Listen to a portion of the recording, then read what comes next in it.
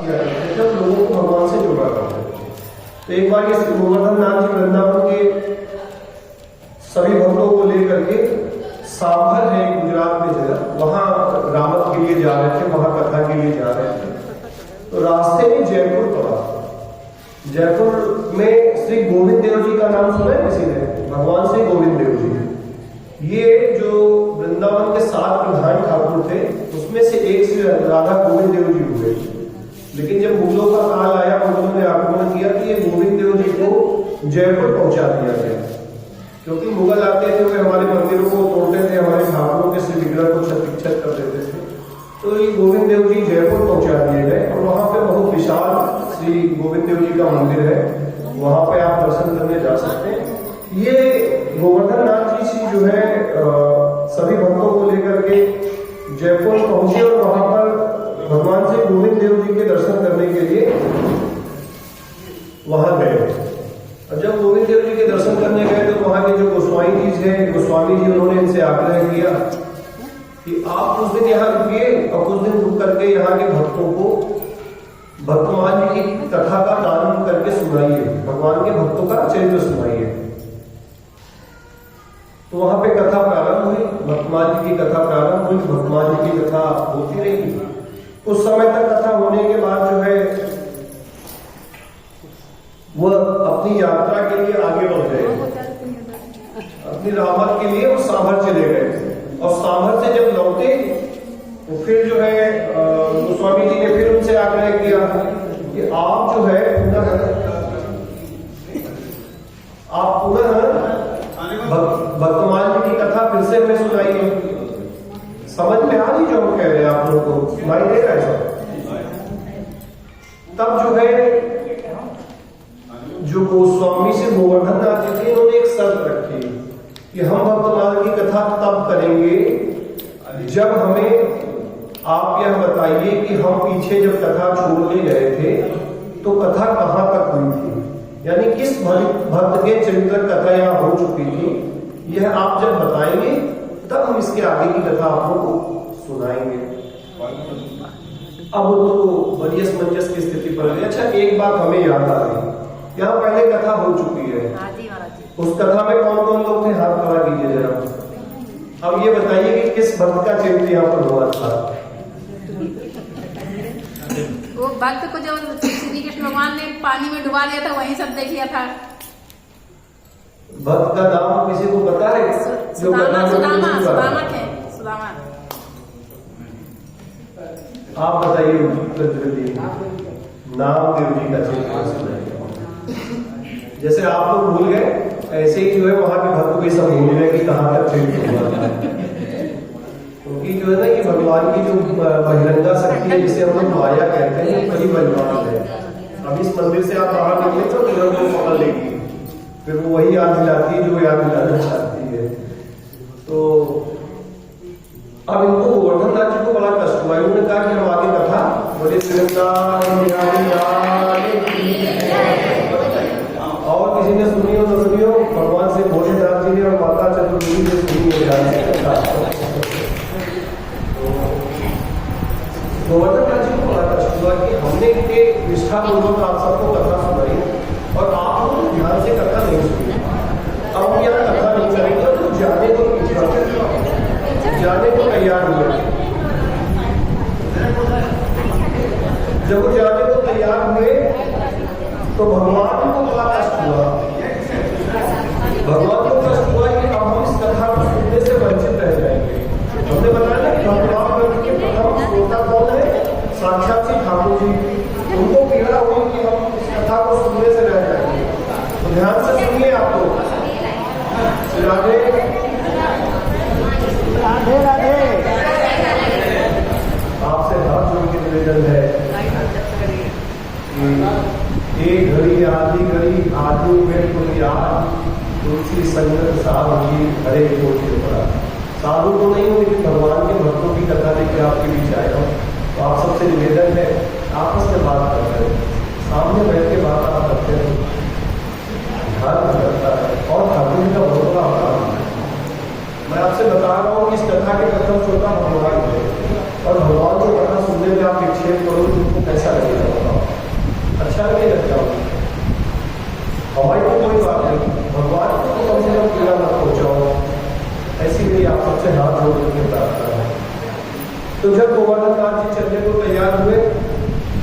श्री गोविंद देव जी भगवान जो है उनको बड़ी पीड़ा हुई। उन्होंने कहा कि अगर यह कथा यहाँ नहीं हुई तो बड़ी गड़बड़ हो जाएगी।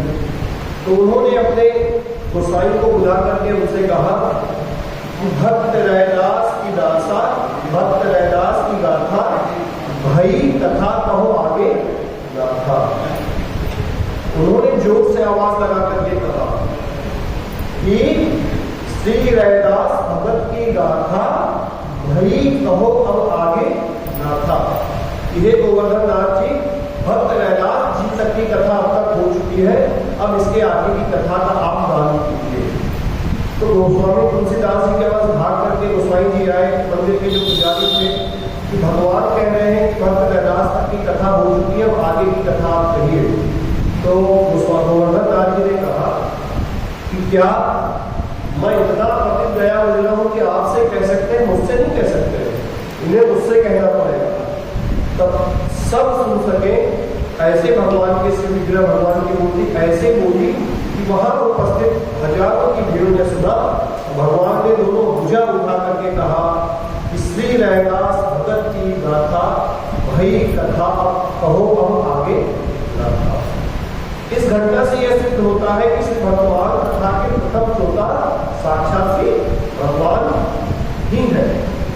फिर दूसरी कथा ऐसी हुई कि एक बार यही गोवर्धन नाथ जी भक्तों की जमात लेकर के गए थे, कथा हुई, तो जब बहुत सारे कालीनी भी आ जाते हैं कथा के बीच में, साधुओं जैसा स्वागत रच करके बड़े बड़े तिलक लगा करके तो चोर घुस गए कथा में।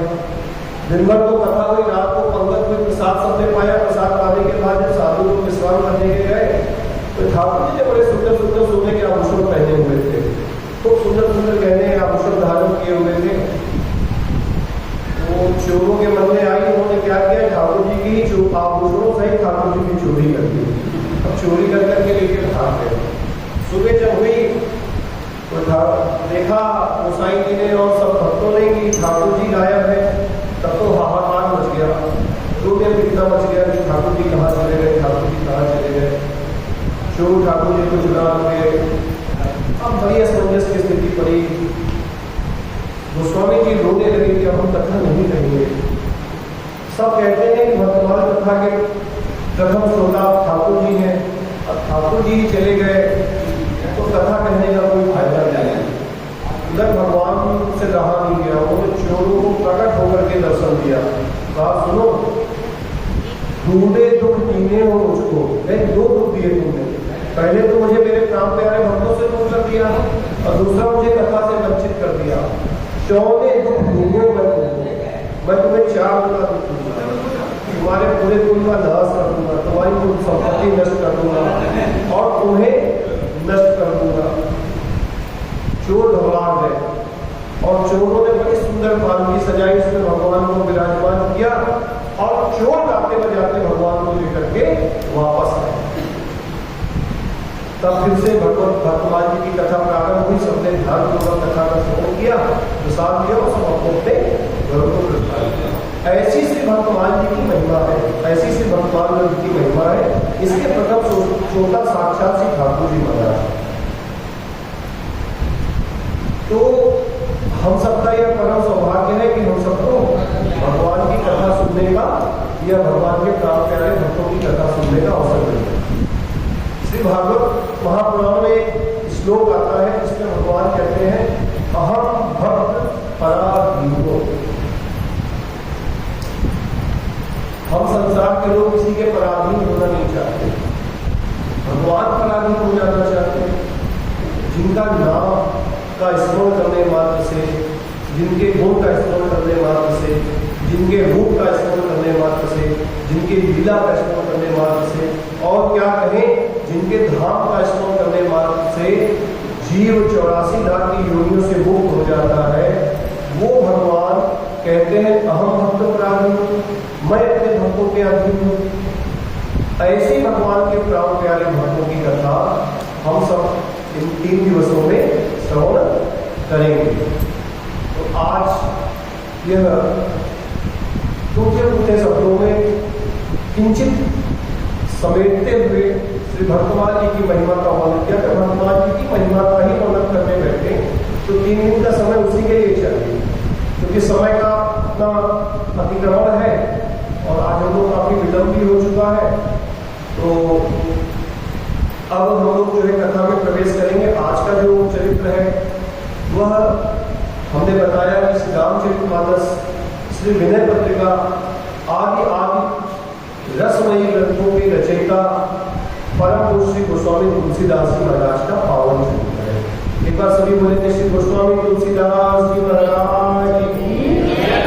सर्वप्रथम श्री नाभादास जी द्वारा लिखी गई जो 56 छंद है उसका गायन करेंगे। उसके पश्चात उस 56 छंद की व्याख्या करते हुए हम लोग चरित्र में प्रवेश करेंगे। समय क्या रखा गया? थोड़ा वो विलंब हो जाएगा तो चलेगा क्या?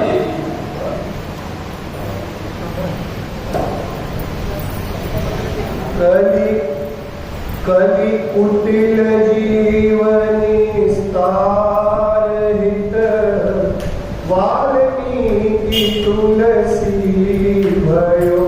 कली कुटिल जीवनी स्तारहित वाल्मीकि तुलसी भयो। कली कुटिल जीवनी स्तारहित वाल्मीकि तुलसी भयो। कुटिल जीवनी स्तारहित वाल्मीकि तुलसी त्रेता काव्य निबंध कियो सति कोटि रामायण। त्रेता काव्य निबंध कियो सति कोटि रामायण। एक अक्षर उद्धरे ब्रह्म हत्या परायण। एक अक्षर उद्धरे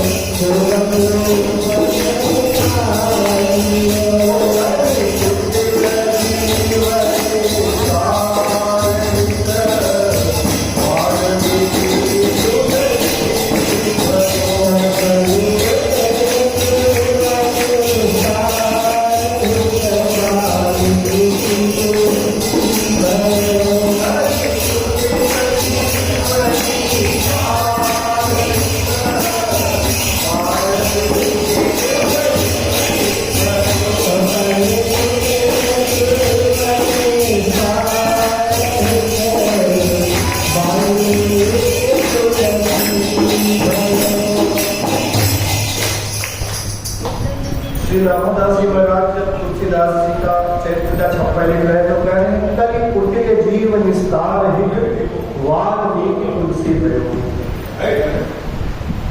कह रहे कराल कलिकाल के कपटी प्राणियों का उद्धार करने के लिए आदि कवि महर्षि वाल्मीकि ने गोस्वामी तुलसीदास जी के रूप में अवतार लिया। तो ये तुलसीदास जी कौन है?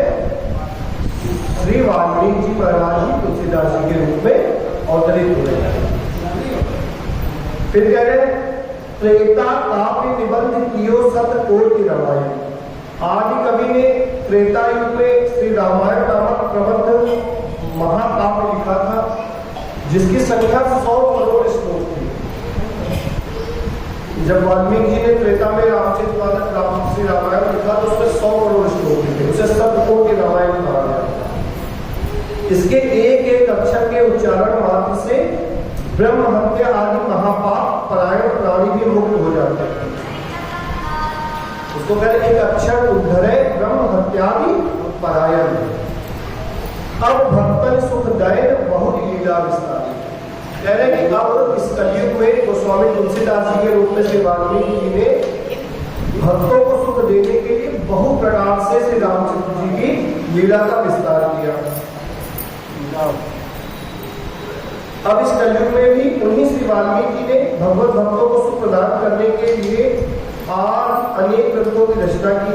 ये गोस्वामी तुलसीदास जी श्री सीता राम पाद पद्म के प्रेम पराग को पाकर सर्वदा उन्मत्त रहते थे और नियम निष्ठाओं का पालन दृढ़ता से करते थे।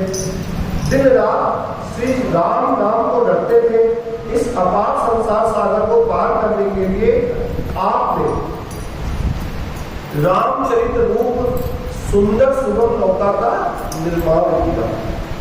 यह जो नामा गोस्वामी का छप्पर था उसकी व्याख्या की गई और ये बताया गया कि श्री वाल्मीकि जी जो त्रेता युग में महाकाव्य श्री रामायण के रचयिता थे, वही इस कलिकाल में श्री गोस्वामी तुलसीदास जी के रूप में आए और उन्होंने श्री रामचरितमानस का सुंदर रचना करके हमें ऐसी नौका प्रदान करी जिसके गायन से, जिसके पाठ से, जिसके श्रवण से हम संसार रूपी भवसागर को सहज ही पार कर सकते हैं। अब इसके बारे में प्राचीन ग्रंथों में भी प्रमाण दिया गया है कि वाल्मीकि जी तुलसीदास थे। इसका प्रमाण मिलता है। कहते हैं वाल्मीकि तुलसीदास कलौ देवी भविष्यति रामचंद्र कथा साध्वीं भाषा रूपा करिष्यति। कह रहे ये देवी कलयुग में श्री वाल्मीकि जी ही तुलसीदास होंगे और वे भाषा में श्री रामचरितमानस का वर्णन करेंगे। तो गोस्वामी श्री वाल्मीकि महाराज को तुलसीदास क्यों बनना पड़ा? इसके पीछे की एक पौराणिक कथा है। वह कथा इस प्रकार से है कि गोस्वामी श्री वाल्मीकि महाराज ने जब सप्तकोटि रामायण की रचना की, यानी 100 करोड़ श्लोकों की रचना की, तो पूरे जगत में उसकी भूरी भूरी प्रशंसा हुई। बहुत सुंदर ग्रंथ है, बहुत सुंदर ग्रंथ है, बहुत सुंदर ग्रंथ है, चारों तरफ होने लगा। उसी समय श्री हनुमान जी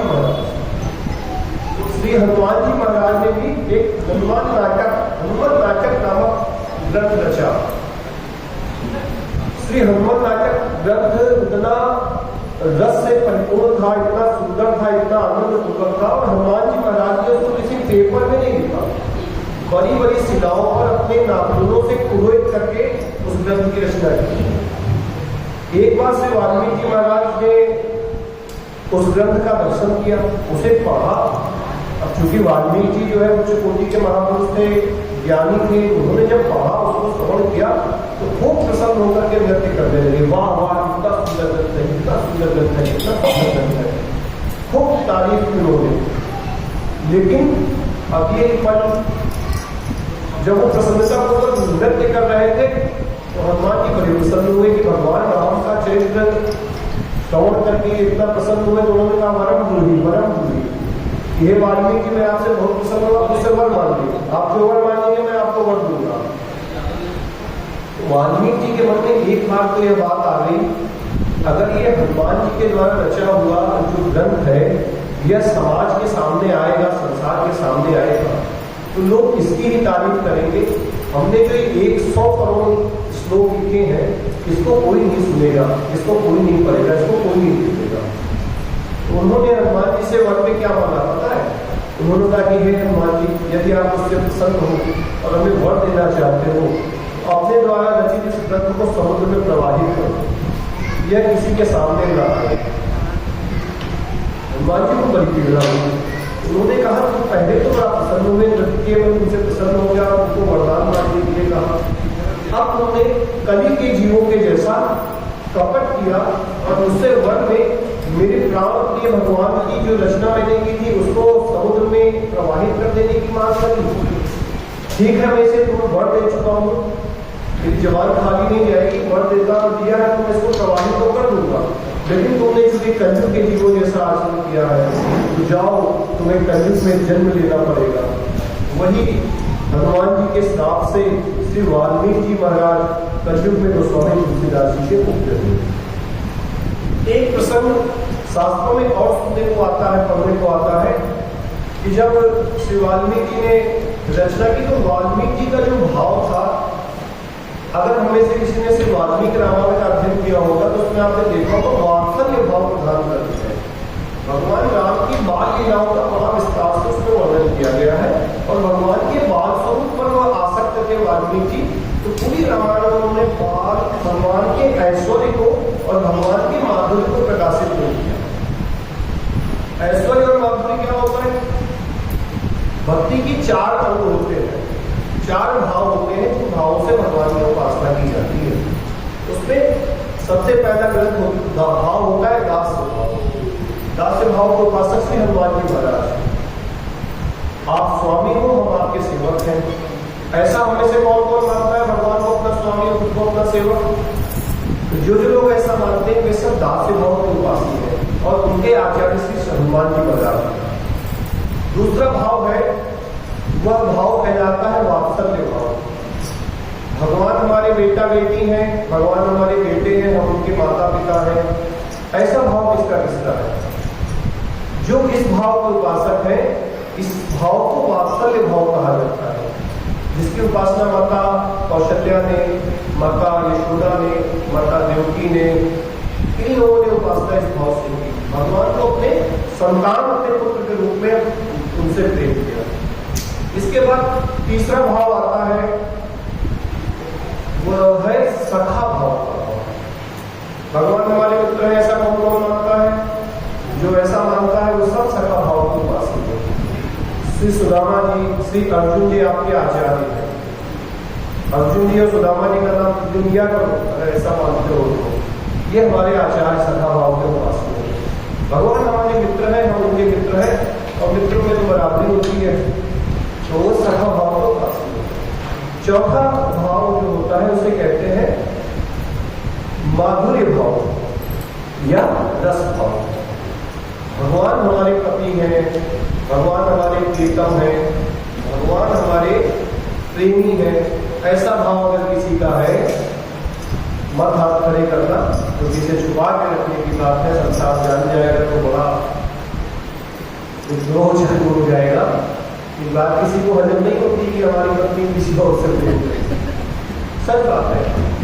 तो ठाकुर जी से अगर कोई प्रेम करता है इस प्रकार से कि भगवान हमारे पति हैं, ऐसा भाव श्री मीराबाई का, श्री राधा जी का, ब्रज की गोपियों का और अष्टसखियों का, यह ऐसे प्रधान भाव अगर आप में से किसी का ऐसा भाव है तो आपकी आचार्य श्री ललिता सखी, विशाखा सखी, ये आपके आचार्य हैं और यह भाव सर्वोत्तम भाव होता है। तो लक्ष्मण जी ने जब वह ग्रंथ श्री वाल्मीकि से सुना तो उन्होंने वाल्मीकि को बुला करके उनसे प्रार्थना की, देखिए हमने माना कि आप भगवान को अपना वात्सल्य भाव से भजते हो, अपना पुत्र मानते हो, उनसे स्नेह करते हो, लेकिन आपने पूरा ग्रंथ रच दिया और उस पूरे ग्रंथ में एक बार भी कहीं भगवान का ऐश्वर्य प्रकाशित नहीं किया, उनके माधुर्य के वर्णन नहीं किया। तो बार बार कहने पर भी जब भी कभी कथा की बारी आती तो वाल्मीकि जी जो है उसी वात्सल्य भाव की कथा कहते, इससे रुष्ट होकर के हनुमान जी ने श्राप दिया कि तुम भगवान के ऐश्वर्य को भूल कर रहे हो, जाओ तुम कलयुगवासी जीव होकर के जन्म लो, और इस कलिकाल में जन्म लेकर के एक दिव्य ग्रंथ की रचना करो जिसमें तुम भगवान के ऐश्वर्य और माधुर्यता भी प्रकाश करो। तो श्री रामचरितमानस का ग्रंथ जब आप पढ़ेंगे तो जगह जगह पर उसने आपको भगवान का ऐश्वर्य, श्री राजा राम सरकार की वहां पर उपासना की गई है। यह श्री गोस्वामी स्वामी वाल्मीकि जी जो है महर्षि वाल्मीकि उनके तुलसीदास बन करके धराधाम पर आने की कथा। यहाँ इससे ये बात हमने जानी कि श्री वाल्मीकि जी ही तुलसीदास जी के रूप में धराधाम पे कलयुग में प्रकट हुए। अब हम लोग जो है गोस्वामी तुलसीदास जी के क्षेत्र में प्रवेश करते हैं। बोले गोस्वामी श्री तुलसीदास जी महाराज की। एक बात कहना मैं भूल गया, वो कहे बिना कथा आगे नहीं बढ़ सकती है। जो भक्तमाल ग्रंथ है यह एक माला के समान है। माल का मतलब क्या होता है? माला। माला है जैसे ये माला है। अब ये 108 घंटे की माला है। जब रामादास गोस्वामी ने वर्णन किया तो इसको भक्तमाल बनाया, लेकिन उस भक्तमाल के लिए जिसे इस माला में ये ऊपर जो सबसे ऊपर मंगा होता है इसे क्या कहते हैं? सुमेरु। इसका लंघन नहीं किया जाता है, क्योंकि 108 मंत्रों में सर्वोपरि यह मंत्र माना जाता है। इसी प्रकार जब यह भक्तमाल ग्रंथ की रचना की गई तो सर्व संपत्ति से उस काल में विद्वान सभी संतों ने गोस्वामी तुलसीदास जी को भक्तमाल ग्रंथ का सुमेरु के रूप में स्वीकार किया। उनको सभी भक्तों में श्रेष्ठ अग्रगण्य भक्त माना गया। उन्हें भक्तमाल का सुमेरु मान करके उनको ऐसा स्थान दिया गया भक्तमाल। तो गोस्वामी तुलसीदास जी महाराज जो है इनका जो जन्म हुआ तो तीर्थराज प्रयाग से 15 कोस पश्चिम यमुना के किनारे किनारे अगर हम लोग चले तो बांदा जिला है, और बांदा जिला में एक राजापुर नामक स्थान है। उस स्थान पर श्री गोस्वामी तुलसीदास जी का प्रादुर्भाव हुआ। आज से लगभग 550 वर्ष विक्रम संवत 1554 विक्रम संवत 1554 में यही श्रावण मास का पवित्र महीना था। शुक्ल पक्ष की तिथि और सप्तमी का दिन था जब श्री गोस्वामी तुलसीदास जी का प्रकट हुआ। शनिवार का वह दिवस हुआ और संध्या काल के समय अभिजीत नक्षत्र हुए। अभिजीत नक्षत्र जो है बहुत योग्य नक्षत्र, बहुत उत्तम नक्षत्र माना जाता है। उस अभिजीत नक्षत्र में श्री गोस्वामी तुलसीदास जी का प्रकट हुआ। इनके पिता पंडित आत्माराम दुबे यह कर्मकांडी ब्राह्मण थे, लोगों के यहाँ कथा पूजा यज्ञ हवन कराते थे, और उनकी माता का नाम तुलसी देवी था। ये सारी बातें तो हमको इतिहास की अपनी पुस्तकों में पढ़ने को मिली होगी, आप सबने पढ़ा होगा। इनके जीवन में कुछ विलक्षण घटनाएं घटी। भक्तों के जीवन में जिन भी भक्तों का चित्र हम लोगों ने सुना है, जो ऐसे कुछ चेहरे में दिख रहे हैं, जहाँ भी कथाएं हुई है वहाँ वो हर जगह उपस्थित रहे हैं। तो ऐसे चेहरे जो है वो जानते हैं, उन्होंने सुना है कि भक्तों के जीवन में बहुत विलक्षण घटनाएं घटती है। शुरुआत से ही उन्हें कसौटी पर कसा जाना शुरू हो जाता है। भगवान ने इनको भी कसौटी पर इनके जन्म के दिन से ही कसना चालू किया। कैसे? प्रथम तो जब इनका जन्म का समय आया कि 12 माह तक अपने माँ के गर्भ में रहे। कितने महीने तक? 12 माह। आमतौर पर यह सामान्य बात नहीं है। 8 से 9 से 9.25 महीने में ही बालक का जन्म हो जाना चाहिए, हो जाता है। लेकिन गोस्वामी तुलसीदास जी 12 माह तक अपनी माँ के गर्भ में रहे। बालक का जन्म हुआ शाम को अभिजीत नक्षत्र में। पंडित जी जाने माने पुरोहित थे, वहां का जो राजा था उसके कुल पुरोहित थे, काफी इनका वहां पर मान सम्मान था।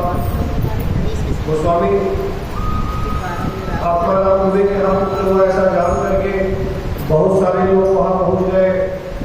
नगाड़े डुबी बज रही है, सबको चार हो रहा है, गीत गाए जा रहे हैं, बधाइयां गाई जा रही हैं, खूब सुंदर सुंदर गायन हो रहा है।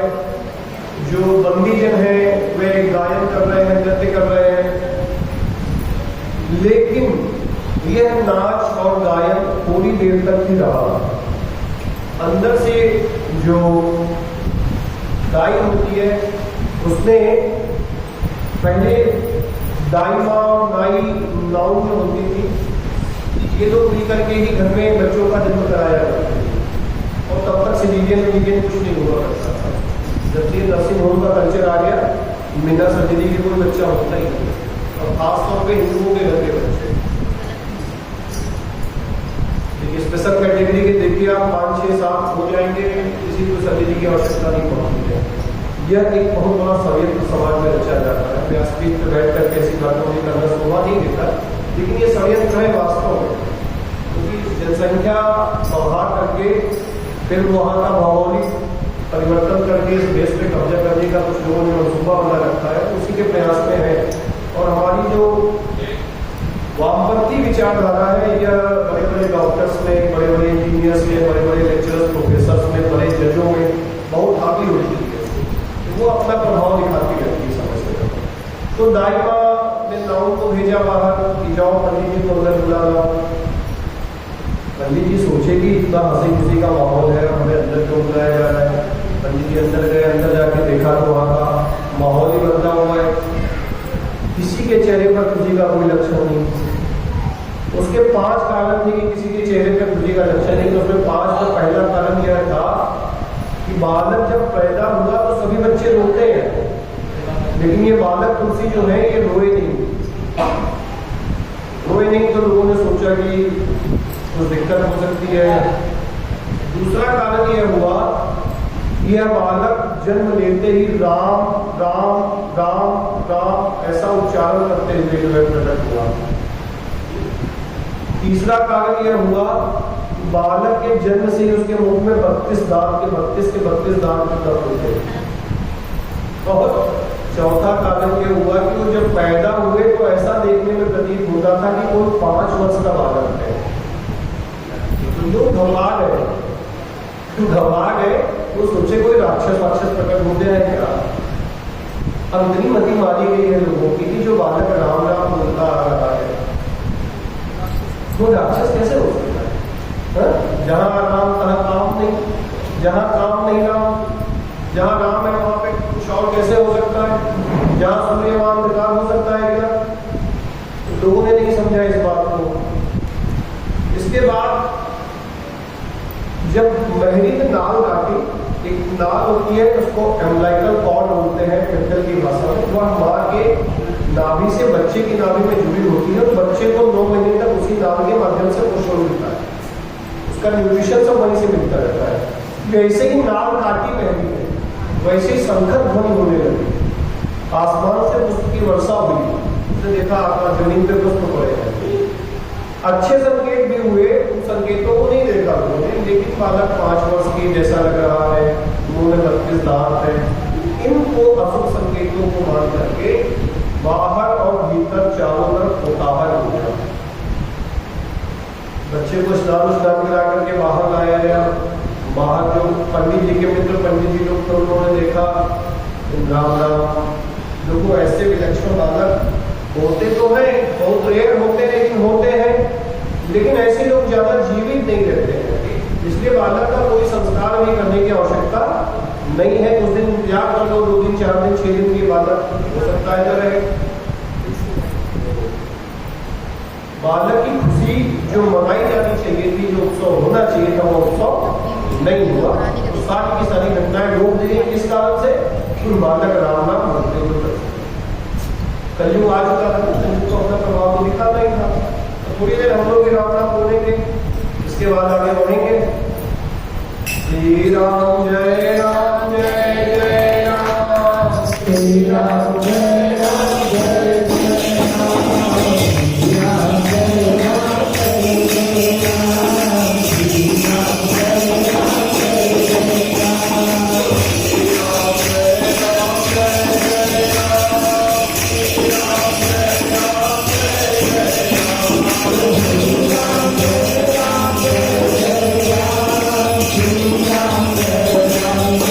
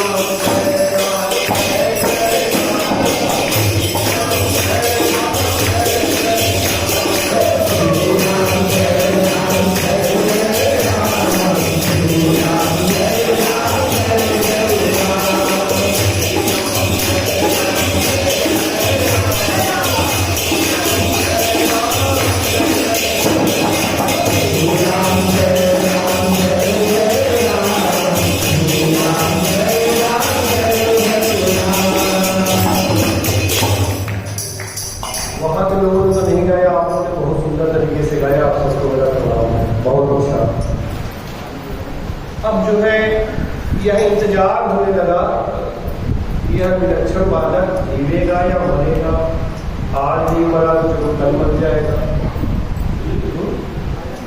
वह इंतजार कर रहे हैं, लेकिन जाको रात के सारियां जो दीप जो है भगवान द्वारा जलाया गया हो वह कैसे बुझे। 3 दिवस का समय बीत गया, लेकिन ठाकुर जी के भक्त जहाँ जाते हैं तो वहां लोगों को मुक्त करना प्रारंभ कर देते हैं। तुलसीदास जी ने पहली मुक्ति किसको प्रदान करी? अपनी माता तुलसी को।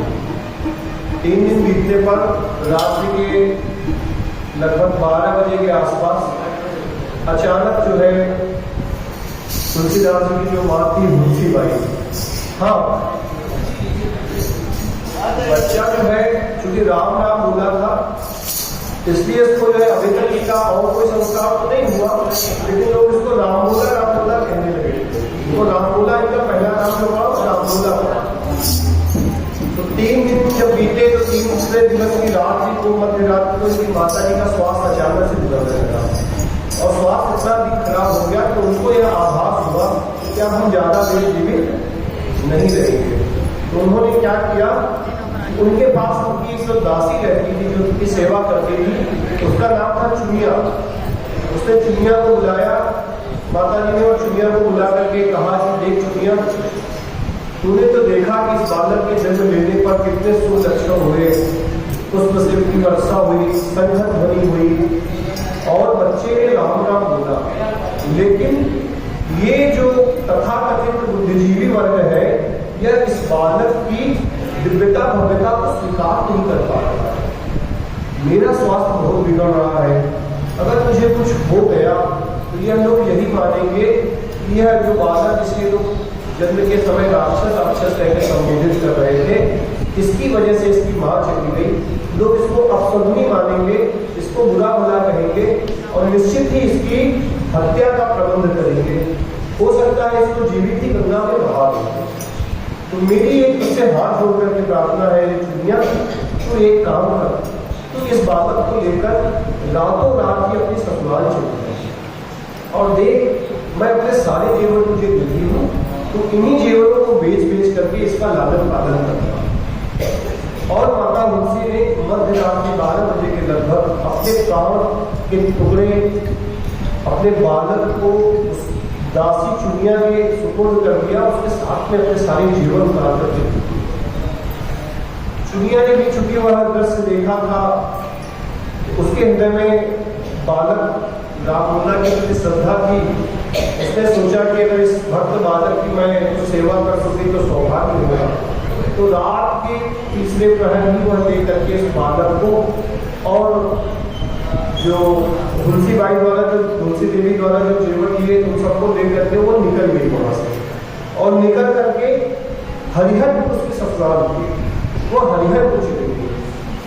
सुबह होते से पहले वो हरिहरपुर पहुंची और दुनिया की जो सास थी उसने जा करके उस बालक को अपनी सास के चरणों में रख दिया और सारा वृत्तांत बताया कि ऐसे ऐसे पंडित आत्माराम पूरे जहाँ मैं सेवा करती थी उनके यहाँ ये बालक प्रकट हुआ और इनकी माता जी का रात को बहुत स्वास्थ्य बिगड़ गया और स्वास्थ्य बिगड़ गया। उन्होंने जब मुझे इस बालक को सौंपा उसके कुछ देर बाद उनका शरीर शांत हो गया।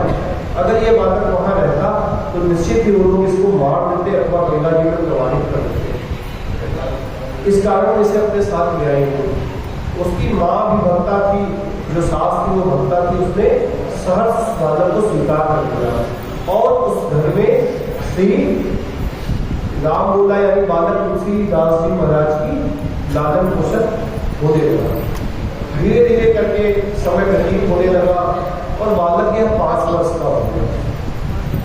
5 वर्ष के ये हो गए हैं, संसार से असार रहते हैं। जैसे छोटे बच्चे होते तो खेलते हैं, चीजों के लिए जिद करते हैं, लेकिन इनके साथ ऐसा नहीं था। ये नितांत एकांत ढूंढते, एकांत मिल जाता, वहां पर बैठ करके आंख बंद करके जाने क्या स्मरण किया करते, चिंतन किया करते। अगर वह चुनिया कुछ खाने को दे देती तो खा लेते, नहीं देती तो कुछ नहीं कहते, कुछ मांगते नहीं। एकदम एकांत में अलग रहते, लेकिन समय को लीला का विस्तार करना था, लीला आगे कैसे बढ़ती, ऐसे ही सब कुछ चलता रहता।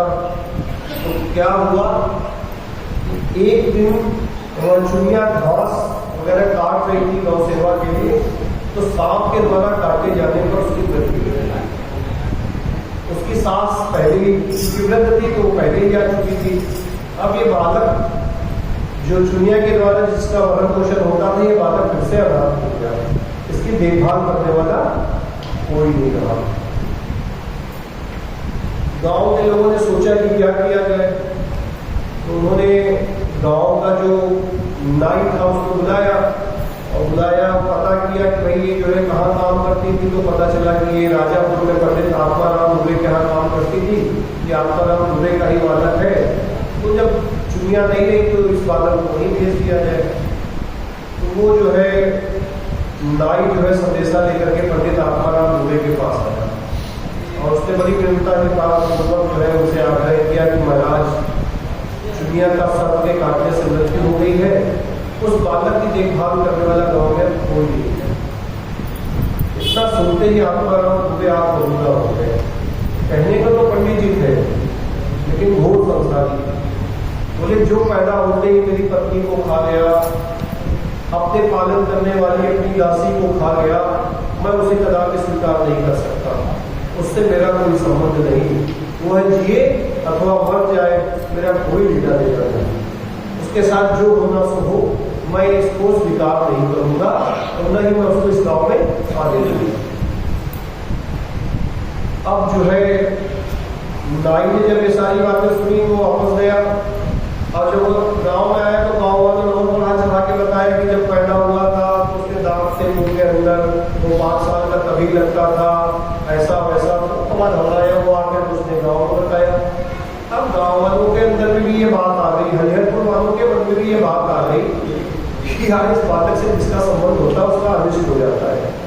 अब उस बालक को कोई स्वीकार करने को तैयार नहीं, कोई उसको एक मुट्ठी चला कर देने को स्वीकार नहीं, जिससे उसका भरण पोषण हो गया। जिस दरवाजे पे ये बालक रामूला पहुंच जाता, उस घर के स्वामी लोग दरवाजा बंद कर लेते, मार्ग में दिख जाता तो लोग रास्ता बदल देते। तो जब वो बालक व्यतीत रहने लगा, तो उसने क्या किया, हम सबको भी वही करना चाहिए।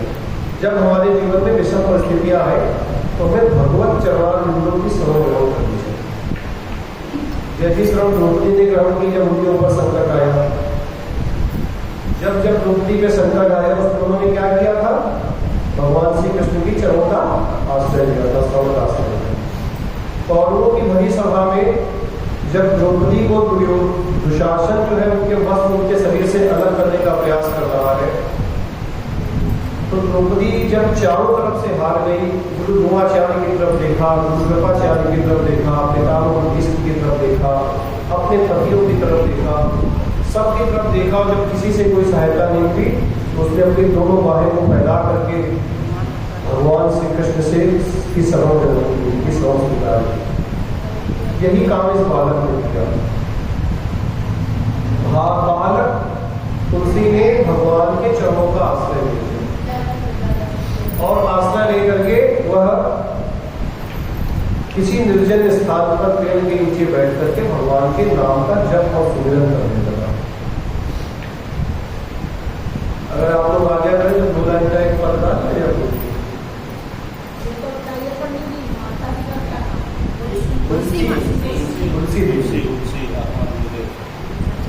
तो बालक ने भगवान के चरण का आश्रय लिया और एकांत में भगवान के नाम का जप करने लगा, भजन करने लगा।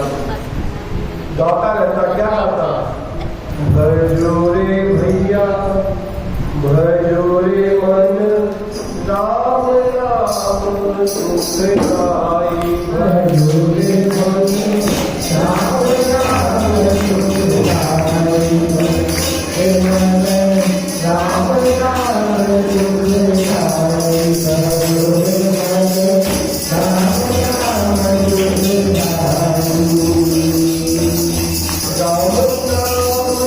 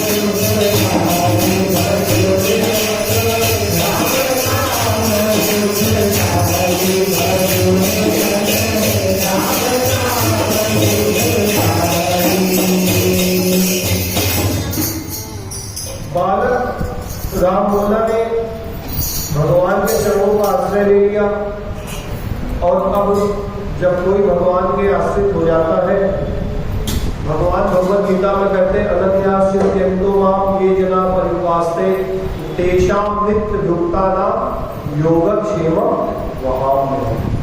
अगर कोई अनन्य भाव से मेरी शरण ग्रहण करता है तो उसके समस्त योगक्षेम का वहन मैं करता हूँ। भगवान 18वें अध्याय में जाके कहते हैं सर्वधर्मान् परित्यज्य मामेकं शरणं व्रज अहं त्वं सर्वपापेभ्यो मोक्षयिष्यामि। अगर अर्जुन तुम सभी धर्मों का त्याग करके मेरे शरण में आ जाओ तो मैं सब पापों से तुम्हारी रक्षा करूंगा। अनन्यास्यन्तो माम ये जना परिवास्ते, जो अनन्य भाव से मेरा एकमात्र मेरी शरण ग्रहण करता है, एकमात्र मेरी शरण ग्रहण। द्रौपदी को भी भगवत कृपा का लाभ तब मिला जब उसने सबकी जो दरबार में बैठे हुए सभी लोगों का आश्रय छोड़ दिया, यहाँ तक कि उसने अपने भी बल का आश्रय छोड़ दिया। पहले उसने अपनी साड़ी को अपने हाथों से पकड़ रखा था, फिर उसने हाथ दोनों उठा दिए, तब भगवत कृपा प्रत्यक्ष साक्षात हो गई। ऐसे ही गोस्वामी तुलसीदास जी ने जब भगवान के चरणों का आश्रय ग्रहण किया तो भगवान ने तत्काल माता पार्वती के हृदय में प्रेरणा जगाई और माता पार्वती को अन्नपूर्णा कहा जाता है। समस्त जगत का भरण पोषण करने वाली महामाई यहाँ विराजमान है। उन्होंने इस बालक के भरण पोषण की जिम्मेदारी अपने ऊपर ली और वे क्या करती, एक बूढ़ी ब्राह्मणी का वेश बना करके माता पार्वती आती और एकांत में जहां बालक रामोला को पाती वहां अपने हाथों से अपनी गोद में बैठा करके उस बालक को रोज नए नए व्यंजन पवाती, रोज खिलाती। अब बालक दिन भर भगवान का स्मरण करता, जब भूख लगती तो माता को याद करता, माता प्रकट हो जाती, अपनी गोद में बैठाती और पवाती। यह क्रम चल निकला। दोनों माँ महीने की अच्छी जम रही थी, लेकिन इस कुटिल समाज को यह बर्दाश्त नहीं हुआ। गांव वालों ने सोचा धीरे धीरे धीरे धीरे 3 वर्ष का समय बीत गया है और ये बालक को हम में से गाँव में से कोई कुछ देता नहीं है, फिर भी ये बालक वैसा ही हष्टपुष्ट है और पहले से और अधिक अच्छा इसका शरीर हो गया है। कौन ऐसा है जो इसको खिलाता पिलाता है? गुप्त सभा बुलाई गई, निश्चय किया गया कि चलो लगाओ। बहुत लोगों ने प्रयास किया लेकिन कोई माता पार्वती को देख नहीं पाया। तब एक काम यह सौंपा गया एक गुप्तचरी को, भाई तुम 24 घंटे छुप करके निगाह रखो बालक को कौन भोजन कराता है। ठाकुर जी की लीला विस्तार में इतने लीला विस्तार करने की बात थी, अन्यथा माता पार्वती की इच्छा हो तो देख ले, ऐसा संभव है क्या? तो नहीं, ऐसा हो नहीं सकता। लेकिन चूंकि लीला को आगे बढ़ाना था, ऐसे ही खाने खिलाने में क्रम चलता रहता तो आगे की लीला कैसे बढ़ती। वह जो गुप्तचरी थी वो छुप करके देखने लगी, निरंतर निगाह रखने लगी रामोला पर। तो निगाह रखते रखते एक बार जब माता पार्वती उस बालक को पवा करके जाने लगी, उसने दौड़ करके ब्राह्मण रूपी माता के चरण पकड़ लिए। ये माता आप कौन है? आप कहाँ से आती हैं और आपका इस बालक से क्या नाता है? आप इसे क्यों पवाती हैं? माता कुछ नहीं बोली। माता मन मुस्कुराई और वहां से अंदर ध्यान हो गई। लेकिन अब माता के आने का क्रम टूट गया। माता पार्वती का आना बंद हो गया क्योंकि जगतवासियों को रहस्य को जान लिया था, देख लिया था। उस गुप्तचरी ने पूरे गांव में बता दिया कि एक पूरी ब्राह्मणी आती है, वह विद्युत बालक को पवाती है। लेकिन जब मैंने उसके चरण पकड़े तो वो अचानक गायब हो गई। लोगों ने इसको पॉजिटिव ले लिया, इसको और निगेटिव में लिया। देखो ये बालक जरूर जादूगर है, इसके पास ऐसे ऐसे लोग आते हैं। फिर भी किसी का होश ठिकाने नहीं आया, इस बालक की कुछ देखभाल कर लेते। कई दिन बीत गए। अब बालक यमुना जी के किनारे रहता तो यमुना का जल पी करके ही भगवान का भजन करता। तो भगवान के भक्तों में एक खास बात आ जाती है, तो संतोष हो। आपका आत्मा राम आपका काम भक्त हो जाते हैं, अपने में ही विचरण करते रहते हैं। कई दिन बीत गए लेकिन माता पार्वती को अच्छा नहीं लगता उनका। जब भी भगवान शिव की तरफ देखते तो देखते कि सोच में डूबी हुई। उन्होंने कहा क्या बात है, ऐसा क्या कष्ट है आपको? तो उन्होंने कहा जिस बालक की जिम्मेदारी मेरे ऊपर थी मैं इसको भोजन कराती थी, वहाँ के लोगों ने मुझे देख लिया, मैं वहाँ जाती नहीं हूँ। 3 दिवस बीत गए, बालक ने कुछ खाया नहीं, इसके कुछ खान पान की कुछ व्यवस्था नहीं बन पा रही है। तब जगत के पिता भगवान शिव को आशुतोष कहा जाता है। आशुतोष को औधर वो भगवान शंकर ने कहा क्यों चिंता करती हो, मैं इस बालक के भोजन की ही नहीं आजीवन भोजन का प्रबंध भी किए देता हूं। उन्होंने क्या किया कि स्वामी रामानंदाचार्य महाराज जो काशी के बहुत प्रसिद्ध विद्वान थे, उनके एक शिष्य हुए श्री अनंताचार्य जी महाराज, और अनंताचार्य जी के एक शिष्य हुए, उनका नाम था नरहरियानंद जी महाराज या नरहरिदास जी महाराज। वो नरहरिदास जी महाराज चित्रकूट में कुटिया बना करके भजन करते थे।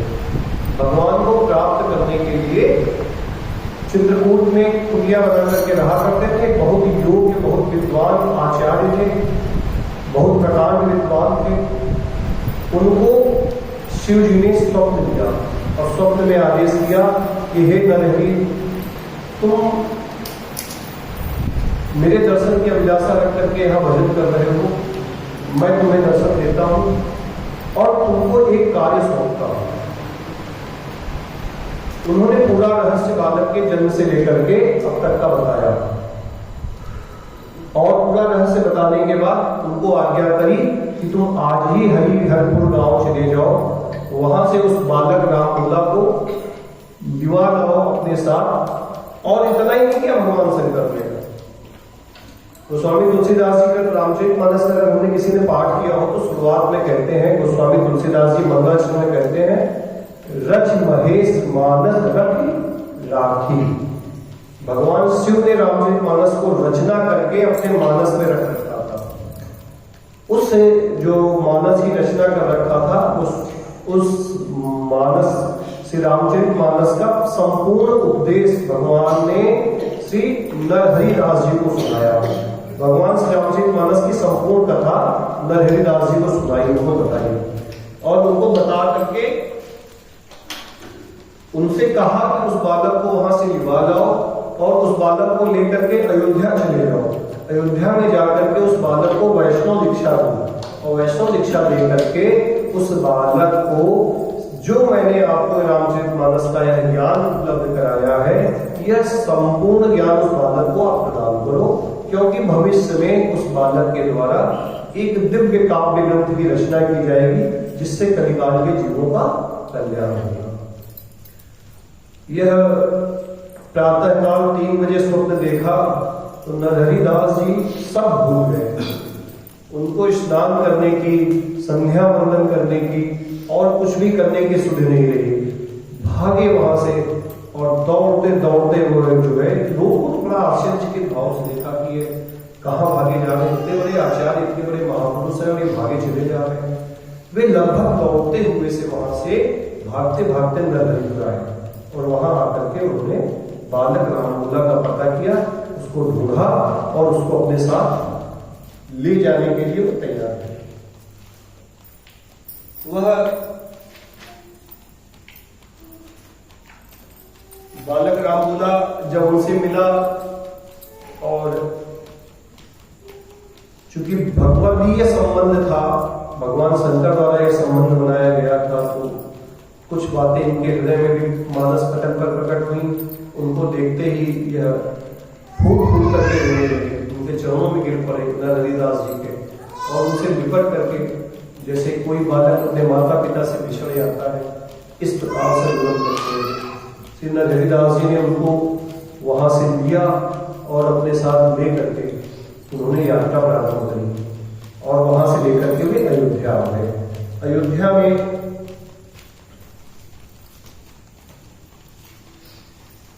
वह उनको लेकर के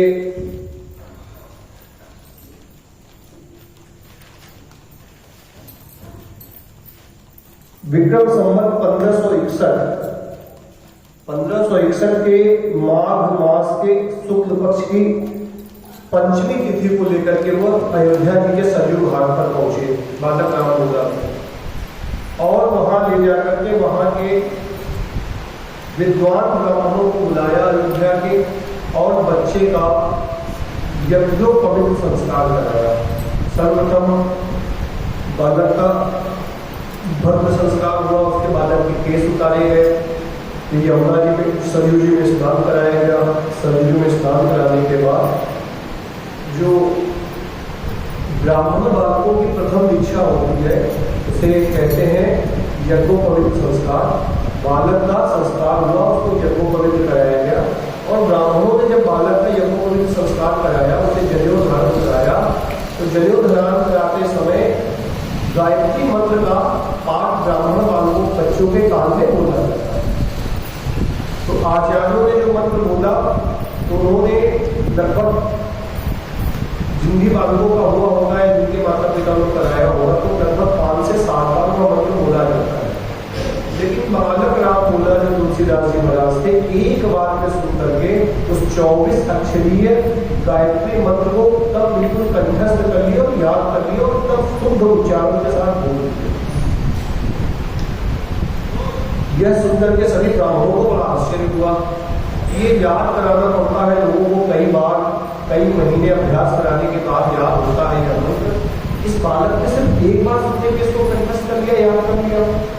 ये बालक की यह प्रतिभा देख करके जो श्री नरहरि दास जी थे बड़े प्रभावित हुए।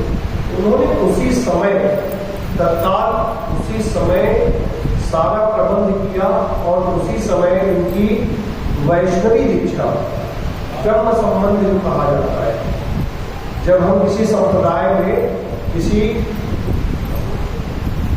परंपरागत वैष्णव के आचार्य के द्वारा वैष्णव दीक्षा देते हैं तो दीक्षित होते हैं, उसे वैष्णवी दीक्षा कहा जाता है। 4 संप्रदाय मूलतः अपने यहाँ माने गए हैं। श्री संप्रदाय, रामानुजी संप्रदाय, रामानुजाचार्य संप्रदाय, निर्माण संप्रदाय, राधावल्लभी संप्रदाय, और तमाम सारी शाखाएं अलग अलग संप्रदायों की निकल आई। तो जब किसी संप्रदाय में दीक्षा होती है तो गले में कंठी, मस्तक पर एक तिलक या दीक्षा देने वाले का स्वरूप होता है। तो चूंकि ये भगवान श्री राम के उपासक थे तो रामानुजी संप्रदाय रामानुजाचार्य जी के शिष्य थे, रामानंदाचार्य जी के, तो रामानंदी संप्रदाय की इनको दीक्षा दी गई, यज्ञ कराया गया, इनको दीक्षा दी गई, और इनका वैष्णव दीक्षा हुआ। और गुरुदेव ने इनको प्रथम बार नाम दिया श्री तुलसीदास।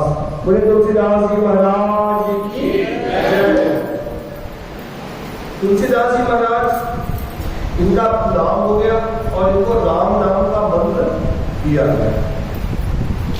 अब ये वही सरयू के किनारे झोपड़ी बना करके अपने गुरु श्री नरहरि जी के सानिध्य में रह करके राम नाम का निरंतर जप करने लगे। और नरहरि दास जी ने उचित समय जान करके भगवान शंकर द्वारा प्राप्त रामचरितमानस का जो संपूर्ण ज्ञान था थोड़ा थोड़ा करके बालक को पूरा ज्ञान प्रदान किया। अल्प आयु में ही इन्हें रामचरितमानस का पूरा ज्ञान वहां दे दिया गया, और वहां से कुछ समय बाद जो है ये अयोध्या से कुछ दूरी पर एक जगह है, उसका नाम है सूकर खेत। अब उसका नाम कुछ और हो सकता है। वहां पर कोई उत्सव हुआ, ये उनको लेकर के उनके साथ वहां गए। वहां पे रह करके इन्होंने काफी समय तक अध्ययन किया उनके साथ में, और फिर जो है काशी में एक बड़ा उत्सव हुआ, तो वहां पर ये स्वामी नरहरि दास जी के साथ काशी आए, और काशी में पंचगंगा घाट एक स्थान है, वहां पर स्वामी रामानंदाचार्य जहाँ पर विराजमान थे उस जगह पर ये आते हैं, और वहां आकर के ये अपने गुरु श्री नरहरि दास जी के साथ रहने लगे। तो इनके जो गुरु थे नरहरि दास जी, इनके गुरु भाई भाई थे, उनका नाम था शेष सनातन जी। वे वेद पुराण उपनिषद के अच्छे ज्ञाता थे। उनके पास संपूर्ण भारत के विद्यार्थी पढ़ने के लिए आए।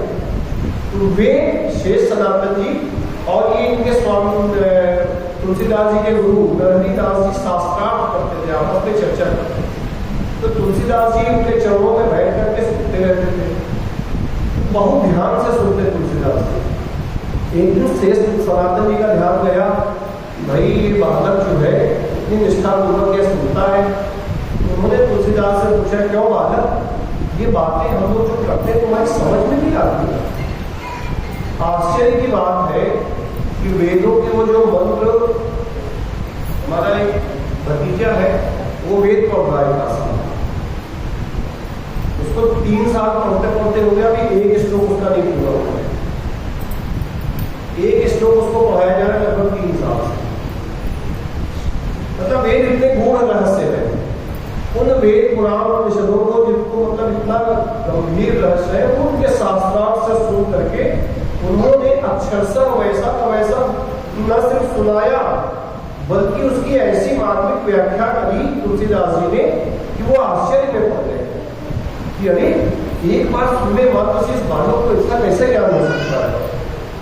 अब देखिए, लोग जाते हैं गुरु के पास, वहां गुरु शिष्य के पास आ रहे हैं और शेष सनातन जी ने इनके गुरु नरहरिदास जी से कहा कि मैं आपसे आपके इस शिष्य को मानता हूं, आप मुझे इसे दे दीजिए। नरहरिदास बहुत पसंद हो गए, तो मैं तो ये चाहता ही था कि आप इसको मुझे दे दीजिए। और उन्होंने उस बालक, मैं आपको उसको सौंपना चाहता हूँ, उन बालक तुलसीदास जी को शेष सनातन के हाथों में सौंप करके श्री नरहरिदास जी अपना भजन करने के चित्रकूट चले गए और वहां 8 वर्षों तक रह करके श्री तुलसीदास जी ने सभी वेद पुराण उपनिषद शास्त्र सभी की को अध्ययन किया और सभी का भाष्य भी किया, सबको परिभाषित भी किया। वहीं पढ़ते समय एक विलक्षण घटना घटित हुई और वह विलक्षण घटना हमारे आपके जीवन से आज तक जुड़ी हुई है। घटना ये घटी कि काशी के जिस पंचगंगा घाट पर ये लोग रहते थे, वहां से जब गंगा जी स्नान करने के लिए जाने लगो तो रास्ते में पीपल का बहुत विशाल वृक्ष था। उस वृक्ष पर एक ब्रह्म राक्षस रहा करता था। वह ब्रह्म राक्षस आते जाते जो विद्यार्थी थे उनको सताता था, उनको डराता था।